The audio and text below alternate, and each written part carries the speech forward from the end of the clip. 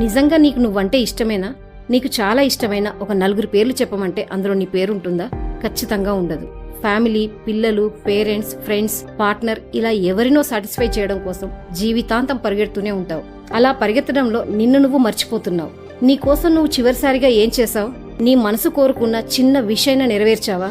అందరి గురించి ఆలోచించాలి, కానీ జీవితం అంటే కేవలం ఇతరుల కోసం బ్రతకడం కాదు. నీ మనసు, నీ ఆలోచన, నీ సంతోషం చూసుకోవడం కూడా నీ బాధ్యతే. నువ్వు బాగుంటేనే నీ ఫ్యామిలీ బాగుంటుంది. అది ఆడైనా మగైనా. చాలా మంది తమ గురించి ఆలోచించడం స్వార్థం అనుకుంటారు. నిన్ను నువ్వు ప్రేమించడం స్వార్థం కాదు, స్వాభిమానం, సెల్ఫ్ రెస్పెక్ట్. నిన్ను నువ్వు గౌరవించుకోవడం అహంకారం కాదు, అవగాహన. అందుకే ముందు నిన్ను నువ్వు ప్రేమించు. ఎందుకంటే ఈ లోకంలో నీ గురించి పూర్తిగా తెలిసిన, నిన్ను పూర్తిగా అర్థం చేసుకున్న మొదటి వ్యక్తి, ఆఖరి వ్యక్తి కూడా నువ్వే.